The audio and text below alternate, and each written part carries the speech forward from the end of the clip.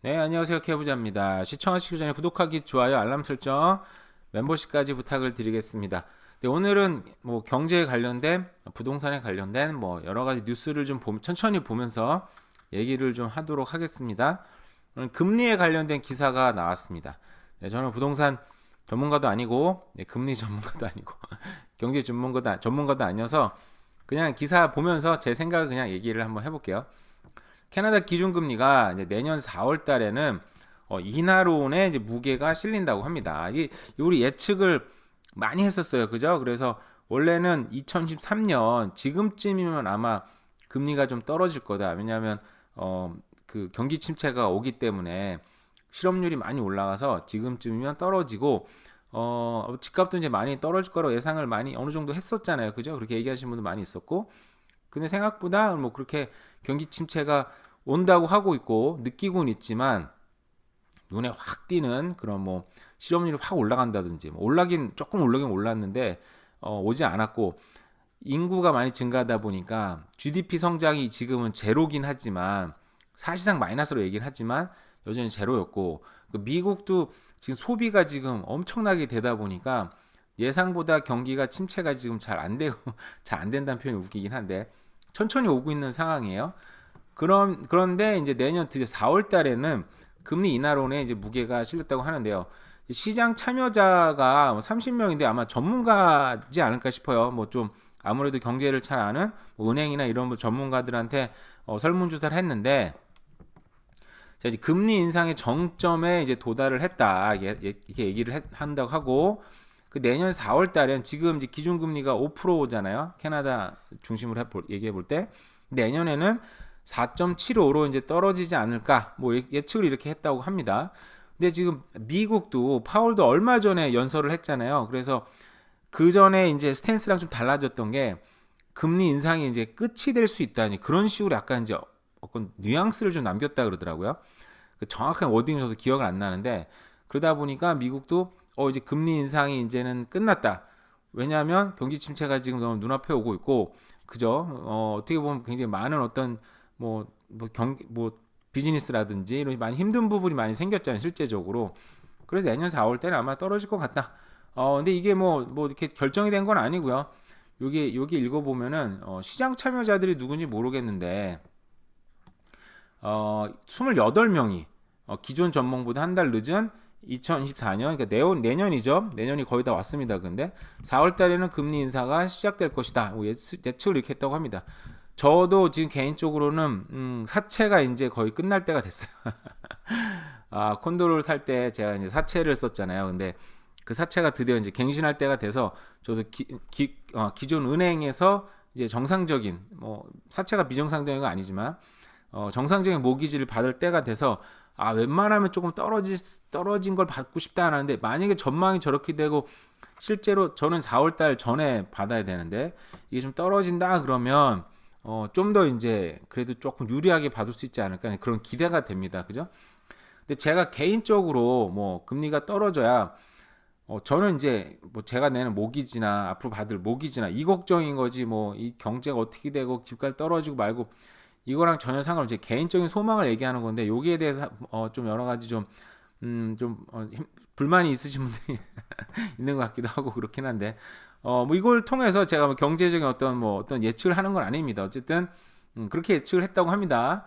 자, 뉴욕 증시도 금리 인상에 미국도 금리 인상이 이제 동결하는 거를 기대를 하고 있고 그죠? 아까 말씀드린 대로 파월도 거기에 대해서 어느 정도 얘기를 했다고 해요. 그래서 아무래도 미국도 아마 확실하게 멈추면 캐나다가 지금 좀 선제적으로 움직이는 부분이 있잖아요. 그래서 저도 가끔씩 이제 뭐 한국 뉴스 보면 캐나다 연방준비은행이다. 캐나다 중앙은행이 금리를 동결했다고 뉴스가 나오더라고요. 그래서 캐나다 중앙은행 때문에 뉴스가 가끔 나오는구나 하는 생각을 했었는데 결국 미국도 좀 멈추지 않을까 이렇게 기대를 하고 있다고 합니다. 한편에는 전국 임대료가 지금 사상 최고 전국 임대료가 부르는 게 값이라고 합니다. 또 최고가 행진.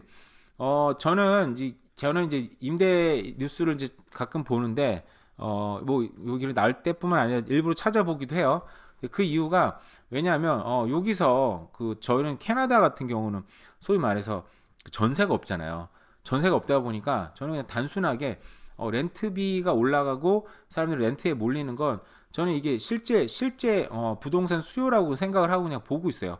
왜냐하면은 집을 구매하는 거 외에는 특히 캐나다 같은 경우는 대안이 없잖아요. 뭐 어느 나라나 마찬가지지만 여기는 뭐 임대하거나 아니면 집을 구매하거나 두 가지 선택밖에 없다 보니까 어떻게 보면 렌트가 저는 이제 실거주의 어떤 실수요의 어떤 척도라고 생각을 해서 자주 보는데 여전히 올랐다고 합니다. 네, 많이 오른 대로는 여기 보니까 뭐 전국 두 자리 뭐 11% 올랐다고 하는데 여기 보시면 가장 많이 오른 데가 뭐 노바스코샤, 알버타주가 15.4%, 15.3% 어마어마하게 올랐죠. 근데 그만큼 여기가 이제 사람들이 대도시 몰리다 보니까 그 사이에 노바스코샤나 알버타는 경기 침체가 딴 주보다는 좀 더 있었었는데 그쪽으로 사람들이 이제 많이 몰리는 거죠. 왜냐하면 토론토도 너무 비싸고 밴쿠버도 너무 비싸니까 그 대안으로서 이제 그쪽으로 가는 게 있는 것 같아요. 근데 여전히 뭐 그쪽은 이제 상승률로는 가장 많이 올랐지만 토론토는 렌트비는 이제 둔화세가 왔고요. 저도 부동산 전문가 아니지 보면은 토론토랑 밴쿠버랑 이렇게 비교해 보면 토론토가 밴쿠버보다는 조금 더 빨리 움직이는 것 같아요. 그 밴쿠버는 부동이 1위지만 토론토 렌트비가 둔화세가 됐다 그러면 이제 렌트비가 안 올랐다는 게 아니에요. 상승이 둔화됐다. 그러니까 렌트비가 떨어지기 시작하면 확실히 경기 침체나 이제 부동산에 약간 침체가 올 가능성도 확실하게 올 텐데 아직은 상승이 둔화된 거고 밴쿠버는 여전히 부동의 1위. 아까 제가 지금 이 뉴스를 찾았었는데 제가 올려놓지는 않았는데 지금 미국에서 설문조사를 했는데 밴쿠버가 가장 내가 이사 가고 싶은 도시 3위로 뽑혔대요. 미국에서. 저도 이해가 안 가더라고요. 1등이 두바이였고 두바이도 되게 의외였어요. 사람들이 미국에 사는 사람들이 이사 가고 싶은 도시로 두바이는 저도 가보지는 않았고 뉴스나 이제 그런 관광 그런 프로 보면 나오니까 굉장히 세련된 도시고 멋있다. 저기 한번 가보고 싶다는 생각이 드는데 뭐 이사 가고 싶다는 생각은 안 들었지만 뭐 이사까지 가고 싶나 싶은데 어쨌든 토론토가 아니다. 밴쿠버가 3등이 나왔습니다.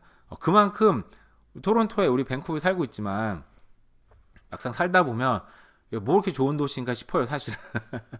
하지만 여전히 이미지나 여러 가지 뭐 병원도 어떻게 보면 외국 사람들이 보면은 밴쿠버 캐나다는 병원비도 공짜고 그죠?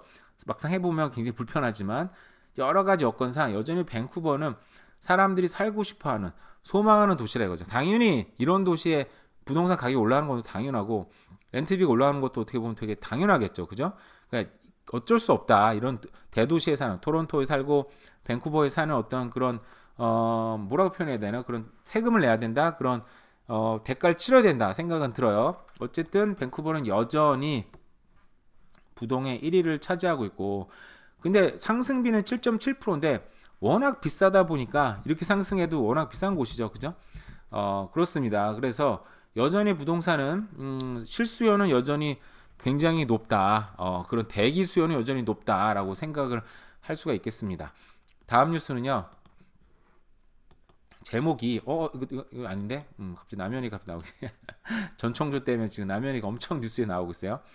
어쨌든 이건 딴 뉴스고 자, 전쟁보다 무서운 중국의 침체. 중국이 지금 부동산 기업인 일이 안 나는데 그 쌍두마차에서 성다하고 딴 쌍두마차에 쓰잖아요. 뭐 갈든시티인가? 근데 거기가 결국 파산보호 신청을 했고 중국이 지금 경제가 너무너무 어려워지고 있고 그 시진핑도 이제는 더 이상 대학생들을 취업 못 시키니까 지방으로 보냈는데 이제는 일자리가 없다 보니까 이제 인구도 줄다 보니까 이제 여자들은 취업하지 말고 그냥 아예 그냥 집에 들어가서 가정주부를 하는 게 낫겠다. 그 애를 많이 낳아라 이렇게 얘기까지 했어요. 시진핑 이 정도까지 얘기할 정도면은 중국 경제가 정말 너무너무 어려운 것 같은데 중국의 경기 둔화 우려에 기름값이 지금 하락이 내고 하루에 4%대 급락도 일어났고요.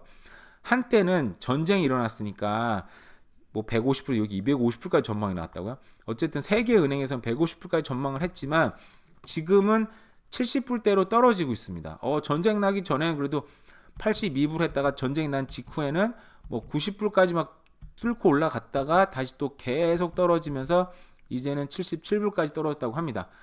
제가 전쟁이 확전되기는 좀 어렵다고 말씀을 드렸잖아요. 그죠? 정황상 전문가는 아니지만 그러다 보니까 지금 오늘도 지금 거의 3%에 맞는 급락이 되고 있네요.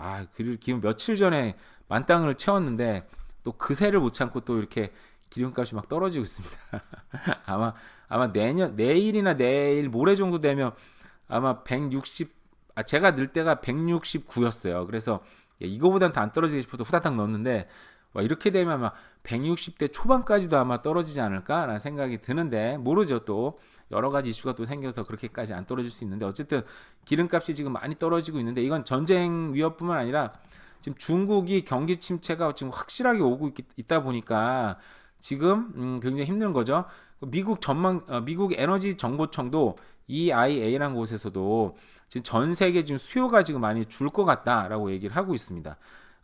그렇게 보면은 어떻게 보면은 인플레이션이 지금 우리가 기름이 많이 올라가지고 인플레이션이 많이 오랐다고 느낀 부분도 있잖아요. 뭐 거의 고기값, 빵 가격 많이 있지만 기름이 사실은 뭐 거의 2배 가까이 올랐으니까 그죠? 그리고 기름은 정말 매일매일 써야 되는 건데 근데 기름값이 이렇게 떨어지고 안정이 된다면 저는 이제 기름값이 떨어지면은 아까 얘기한 대로 기준금리가 이렇게 막 이게 뭐야 그 물가 때문에 많이 올렸었는데 물가가 확실히 떨어지는 게 기름값으로 나타나고 그리고 어쨌든 지금 집값도 지금 소강 상태임이 좀 지금 떨어지고 있습니다. 이러면은 금리 인하가 좀 빨리 되지 않을까.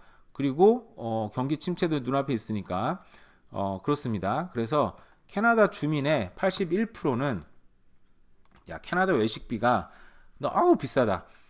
전국의 식당의 51%는 최근 들어서 매출 감소를 겪었다고 합니다. 네, 이 사진 보니까 굉장히 화기애애한 그런 분위기긴 하긴 한데 이렇게 좋은 곳에서 외식을 하는 게 요즘은 음식값도 음식값이지만 정말 팁 때문에 너무 눈치가 보이고 외식하기가 쉽지 않은 부분이 있어요.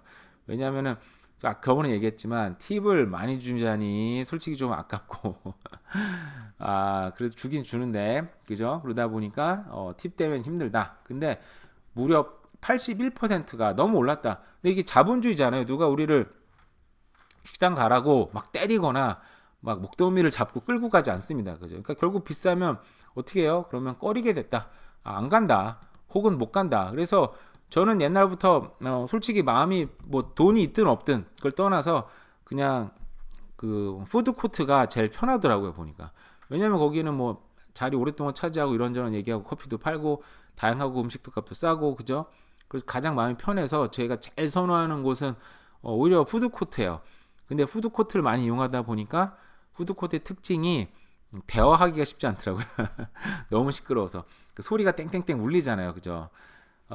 그래서 어떨 때는 이제 좀 푸드코트도 그런 뭐 단독 매장 있는데 그러니까 뭐 팀홀튼이든 아니면은 그 어디죠? 뭐 햄버거 파는 뭐 버거킹이든 어디든 간에 그냥 단독 매장 있는데 좀 외진데 가면은 거긴 조용하면서도 좋더라고요. 그래서 오히려 사람 만날 때는 좀 그런 곳을 좀 선호하긴 하는데 어쨌든 이렇게 외식비 인상에 식당 및 매출도 이제 감소를 하고 있고 그 레스토랑에 최근 들어 캐나다 식당 51%가 이전보다 매출이 감소했으며 이는 높은 음식 가격 때문에 그렇게 되고 있다라고 나타난다고 합니다. 결국은 이렇게 되는 것도 결국은 경기 침체의 이제 신호라고 볼 수 있는데 경기 침체가 계속 되다 보니까 제가 전에 얘기했지만 주 수상들까지도 이제는 목소리를 내고 있어요.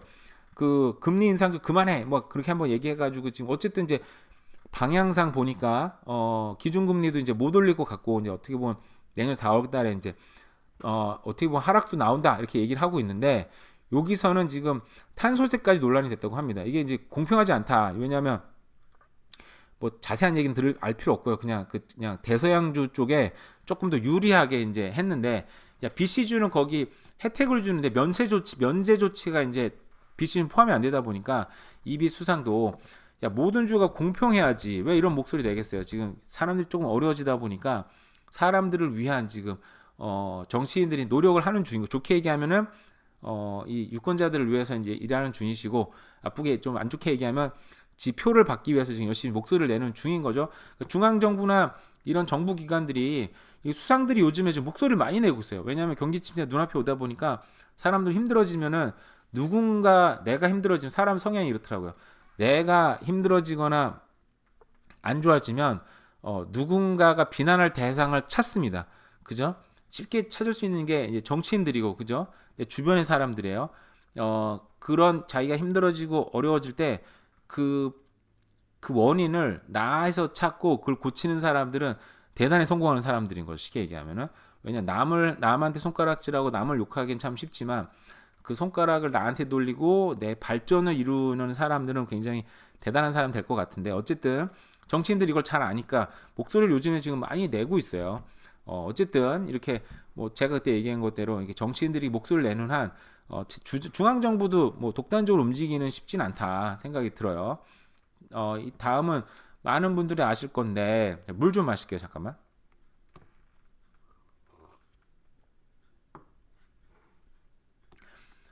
위워크라고 여기 공유 오피스 사무실 했었는데 이게 역사의 남을 몰락이 됐다고 합니다.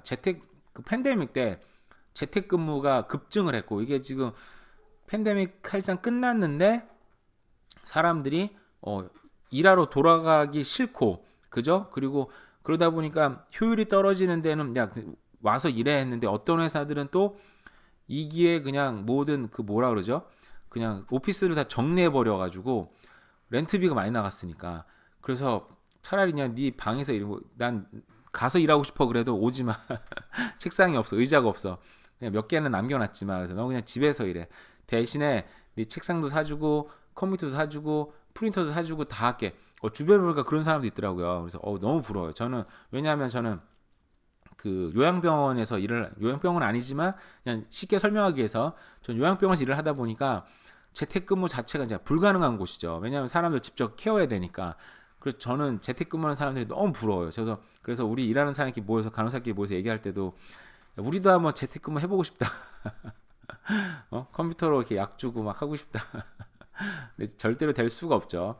어쨌든 이 금리 인상의 경영난이 됐고 재택근무가 시작이 됐고, 손정희는 22조를 투자했는데 이거 다 날렸다고 하더라고요. 어제 기사 보니까.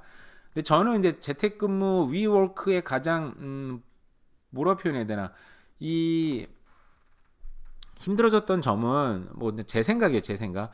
이 뭐 돈을 버는 구조가 굉장히 단순했어요. 어떻게 보면. 물론 이제 그냥 건물을 산 게 아니고 건물을 임대를 해서 거기에 이제 사무실을 꾸며놓고 좀 더 비싼 임대료를 받는 어떻게 보면 차익을 먹는 구조 있잖아요. 그러니까 이게 새로울 게 없다는 거죠. 그죠? 그러니까 저 구조 잘못됐다는 게 아니라 누구나 저렇게 돈을 법니다. 제가 볼 때는. 근데 위워크라는 데가 저런 되게 단순하고 그런 그 이익 구조를 갖고 있는데도 불구하고 그게 어떤 막 최첨단 기업으로 보여졌다라는 게 문제가 있었던 것 같아요. 그러니까 저런 데는 굉장히 단순한 이익 구조이기 때문에 어떻게 보면 렌트 사업인 거잖아요. 그죠? 렌트 사업으로 돈을 많이 버는 사람 많지만 그게 뭐 하이 테크놀로지고 뭐 굉장히 엄청난 기술이 들어가는 건 아님에도 불구하고 굉장히 어떻게 보면 최첨단 기업처럼 보였다라는 게 문제가 있고, 그게 이제 드러나면서 결국 파산된 게 아닌가라는 생각이 들어요. 그러니까 나쁜 기업도 아니고 좋은 어떤 사업을 갖고 있었고, 하지만 너무 단순했는데 사람들이 기대가 너무 컸다. 그러니까 주식가격이 너무 올랐다 떨어져서 사람들이 망하게 된 거죠. 쉽게 얘기하면. 복잡한 얘기가 있습니다만 단순하게 얘기를 하자면 그렇다는 겁니다. 근데 위워크가 밴쿠버에도 3개가 오피스가 있다고 하네요. 그리고 토론토에도 2개가 있었대요. 그러니까 이게 전 세계, 그러니까 뭐 한국도 있고 미국도 있고, 이게 되게 단순한 기업 구조였었는데도 이렇게 단기간에 전 세계 사업을 쫙 확장한 것도 참 대단하다는 생각이 들어요. 결국은 이렇게 뭐 이렇게 돈을 잘 버는 사람은 단순한 구조를 갖고 이렇게 순간 퍼트려 돈을 확 벌고, 뭐 창업자 망하지 않았겠죠. 돈을 많이 벌었겠죠. 그런 생각이 좀 들긴 들었어요. 저렇게 단순하게 돈을 벌어야 되는구나. 그런 생각이 들기도 하고. 그 마지막 뉴스인데 이게 이제 사실은 지금 오늘 뉴스 중에 가장 중요한 뉴스기도 합니다. 이게 보시면 저 처음 보는 사람인데 미국 국무부의 이제 중국 전문가래요. 자, 미국의 중동의 집중은 단기적이고 중국과의 전략 경쟁은 변함없다. 그러니까 이게 무슨 얘기냐면 지금 우리가 시선이 뭐 그 우크라이나 러시아 전쟁으로 순간 확 쏠렸었고, 그리고 지금은 또 팔레스타인하고 이스라엘 팔레스타인 전쟁이 일어나니까 그쪽으로 우리가 순간 시선이 확 쏠렸잖아요. 근데 결국은 미국은 여전히 중국과의 전략 경쟁은 변함이 없고, 이게 앞으로 쉽게, 물론 지금 중국이 거의 항복 선언까지 하긴 했지만 중국이라는 그 땅이나 힘이나 엄청나기 때문에 거기에 대해서 중국과의 경쟁, 중국과의 어떤 그 계속적인 싸움. 근데 중국이 이렇게 끝나는 게 아니야. 중국은 또 러시아랑 밀착하고, 여기 보잖아요.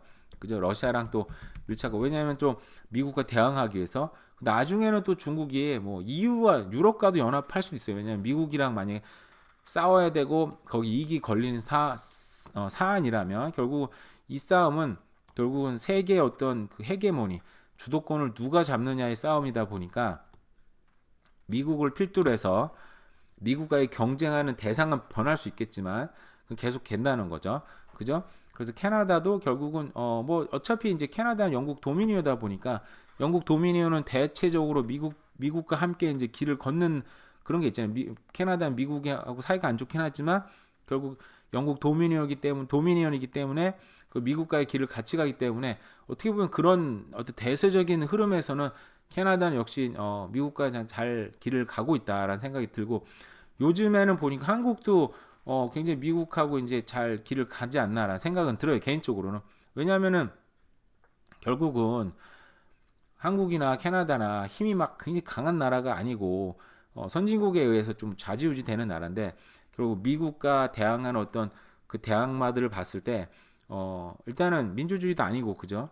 경제적으로 어떤 아까 그 위워크 얘기했었는데, 최첨단의 기술과 세계 역전, 뭐 또 반도체 기술이나 앞으로의 미래 먹거리를 갖고 있는 곳은 대부분 미국인데, 결국 미국 따라가야지 경제도 괜찮지 않을까라는 개인적인 생각을 합니다. 그런 생각들. 네, 오늘 뭐 지금 여러 가지 뉴스들 보느라 지금 어쨌든 금리 얘기로 시작해서 뭐 중국 얘기, 미국 얘기, 이거는 또 지금 나중에 또 이런 자세한 얘기를 한번 해볼게요. 맨날 이렇게 게임하고 얘기 안 하는 것 같긴. 충분히 얘기하지 않았나요 오늘은, 그죠? 미국 금리로 시작해서 여러 가지 경제 뉴스들 뭐 얘기했습니다. 비가 요즘은 이제 매일 오는 것 같아요. 겨울로 이제 들어섰고, 그리고 요즘에는 올 겨울은 온화하면서도 비가 많이 내리고 눈은 이제 적게 내린다 그러더라고요. 눈이 작년에 몇 번 내렸는데 눈 오니까 별로 좋진 않더라고요. 그래서 어쨌든 따뜻한 겨울, 뭐 저한테 나쁘지 않을 것 같습니다. 여러분 오늘 하루도 잘 보내세요. 네, 감사합니다. 네, 안녕하세요. 캐부자입니다. 시청하시기 전에 구독하기, 좋아요, 알람 설정, 멤버십까지 부탁을 드리고요. 오늘은 로얄뱅크에서 나온 그 발표를 10월달 부동산 동향이 나왔습니다. 발표가 나와서 거기에 또 또 서머라이즈한 기사가 있어서 그 몇 가지 기사만 보도록 할게요. 자, 10월달 이제 전국 전체 캐나다 와이드로 봤을 때 한마디로 요약이 되면, 자, 고금리 영향으로 전국 주택 시장이 위축됐다. 자, 관련 보고서는 구입히만 바이어스 마켓이 됐다. 뭐 이런 식으로 표현했습니다. 근데 이거는 지역별로 다르긴 달라요. 왜냐하면 이게 전국 이제 캐나다 와이드이기 때문에 저런 식으로 표현할 수 있겠지만 지역별로 보면 조금씩 다르고 맞는 부분도 있으니까 전체적인 일단 내용을 한번 보도록 하겠습니다. 자, 일단 로얄뱅크는 발표한 시장 보고서를 통해서 아까 말씀드린 대로, 자, 고금리 여파로 주요 주택 시장이 위축되고 있다. 자, 위축이 되고 있는 거예요. 이 침체가 온 건 아니고. 자, 이거 주택 부동산 얘기니까. 자, 토론토, 밴쿠버에서 지난 수개월 동안 시장에 나온 매물 건수가 수요를 크게 윗돌고 있다. 그러니까 이제 쉽게 말하면 바이어스들이 이제 선택의 폭이 많아지고 그잖아요. 시장에 매물이 많으니까 내가 집이 좀 빨리 팔려야 되는 사람들은 그 리스트를 봐서 저 집보다 내가 조금 싸게 내놓는다든지, 아니면 가격을 똑같이 내놓는데 오퍼가 들어올 때 좀 치면서 조금 깎으면서 들어올 수 있겠죠. 그럼 빨리 팔아야 되는 사람들은 또 뭐 팔 수도 있고, 뭐 여러 가지 그런 바이어스한테 조금 유리한 시장이 10월 달에는 됐다고 합니다. 여기 보시면 토론토와 몬트리올, 밴쿠버, 그 프레이저 밸리에서 주택 가격 내림세를 보였다라고 설명했습니다. 그러니까 이제 대부분 주요 마켓은 내리긴 했네요. 토론토, 몬트리올, 밴쿠버, 프레이저 밸리. 프레이저 밸리랑 밴쿠버랑 뭐 얼추 비슷하게, 뭐 거의 비슷하게 움직이긴 하니까. 근데 이제 캘거리는 여전히 가격 상승세를 이어갔대요. 그러니까 이거 보니까 제가 집을 작년 초에 팔았는데 판 이후로 1년 이상 올랐나 봐요. 얼마나 더 올랐을까? 그때 판 게 좀 잘못 팔았나 또 싶기도 하고. 인간이 그걸 어떻게 맞춥니까? 그죠? 자, 캘거리는 전국에서 가장 뜨거운 열기가 있는 곳으로 토론토와 밴쿠버에 비교해서 집값이 상대적으로 저렴하고 인구가 크게 늘어나고 있는 것이 주요 요인이다. 뭐 지난 2개월 동안 떨어지긴 했지만 여전히 가격은 오름세를 유지했다. 지금 캘거리가 지금 뭐 밴쿠버나 토론토에서 많이 내부 이민이라 그러나요? 내부 이주라 그래야 되나요? 많이 이주도 하고 있고 또 기름값이 요즘에 뭐 조금 떨어졌다고 하지만 예전에 비해서는 여전히 안정적으로 뭐 70불, 80불대를 유지하다 보니까 캘거리 지금 기업 투자도 많이 일어나고 있고 굉장히 지금 잘 나가고 있는 도시인 것 같습니다. 일단 전국 주택 시장의 분위기는 이렇다고 하고요. 자, 이 프레이저 밸리의 내용이 조금 나와서 볼게요. 똑같습니다. 여기도. 자, 고금리의 관망세 지속. 자, 프레이저 밸리도 10월 매매 및 가격 약세가 이어졌다고 합니다. 뭐 내용이 크게 다를 건 없어요. 그죠? 여기 보시면 이제 신규 주택도 신규 매물도 지금 줄어든다고 합니다. 신규 매물도 9월 달에는 뭐 2,355건, 5월 달에는 3,500건 했는데 그거 많이 떨어지고 있어요. 그러니까 사는 사람도 별로 없고 파는 사람도 별로 없고 팔려고 하는 사람도 별로 없고 그러니까 이제 시장 자체가 이제 소강 상태에 빠져 있고 워낙 고금리였고 근데 이제 금리가 인상이 이제 멈출 것 같다라는 얘기가 지금 나왔죠. 그죠? 동기월 실제로 2번 연속했고 이 상태에서 내년 봄이 되면 또 다른 뭐 가능성이 또 있을 수도 있고요. 뭐 제가 얘기하는 게 뭐 집값이 꼭 올라야 된다 이런 얘기를 하는 게 아닙니다. 저도 저도 여러 번 얘기했지만 저는 집값이 한 이 정도로 좀 멈춰서 그냥 좀 상당한 유지가 됐으면 좋긴 하겠어요. 왜냐하면 저는 만약에 또 할 수 있다면 또 집을 또 투자하고 싶고 그죠? 우리 아이들도 생각해 볼 때 이거보다 더 올라가면 사기가 너무 힘들잖아요, 진짜. 지금도 힘든데. 그래서 아이들 생각해 볼 때 집값이 많이 올라가고 그냥 이 정도로 계속 멈추면 좋겠다라는 생각에 지금 개인적인 생각이긴 해요. 근데 꼭 그렇지는 않을 것 같다는 또 생각이 드는 거죠. 자, 볼까요? 이거는 이제 BC 최저 임금으로 생계 유지가 어렵다는 기사예요. 자, 메트로 밴쿠버 최저 생계 시급이 자, 25.68달러라고 합니다. 그러니까 이 정도는 받아야 우리가 최저로 인생을 살 수 있다라는 건데 지금 최저임금이 16불 얼마잖아요.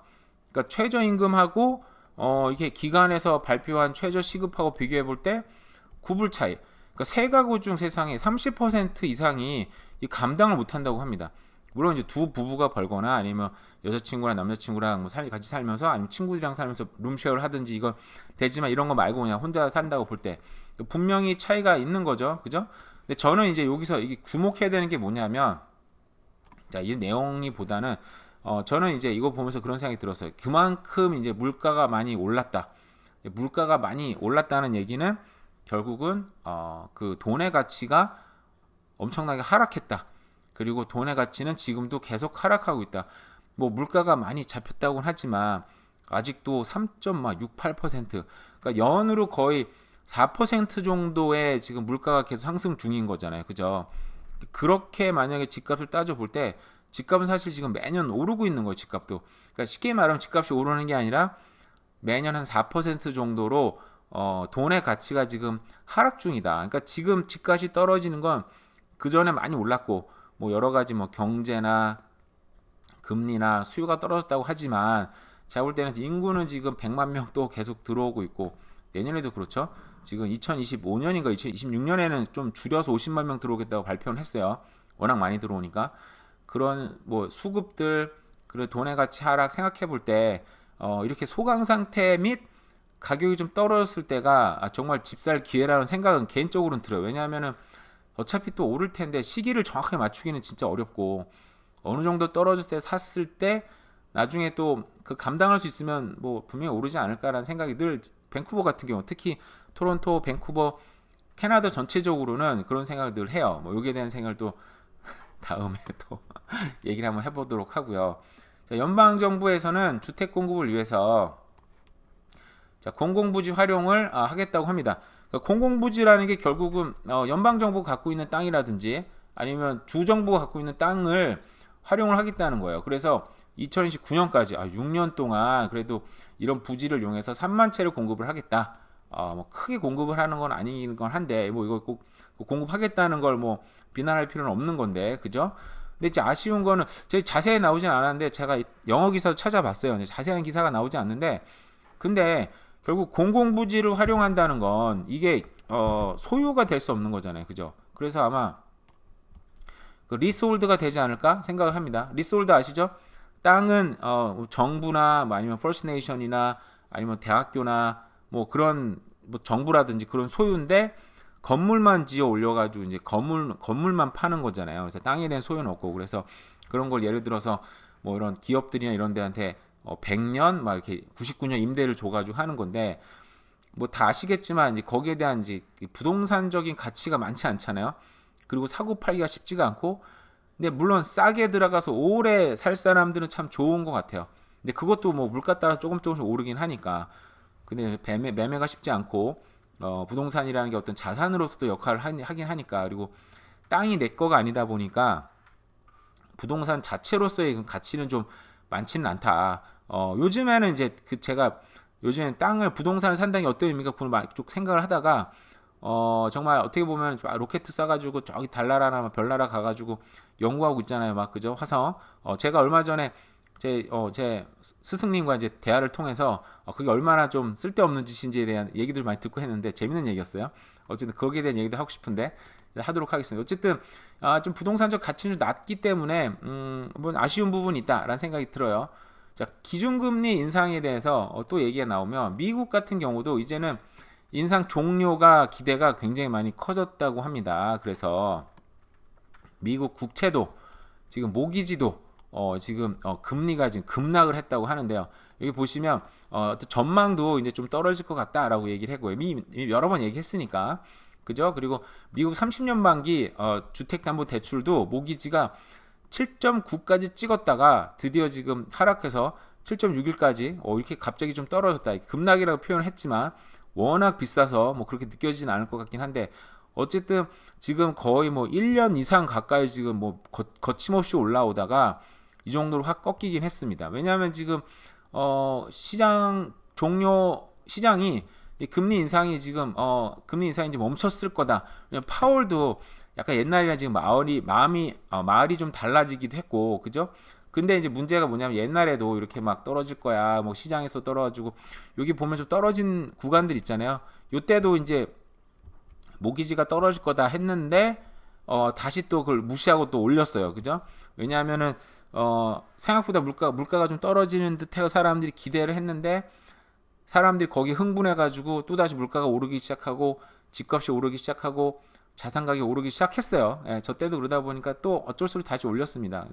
근데 지금 시장의 방향을 예측을 하고 미리 막 이렇게 움직이면 또 올릴 수도 있겠죠. 뭐 근데 뭐 영원히 뭐 누가 이길지 모르겠지만 결국은 그 금리가 이기겠죠.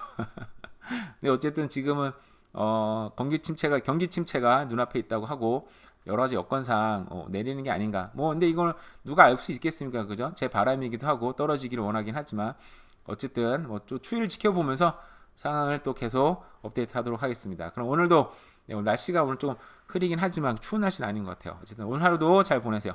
감사합니다.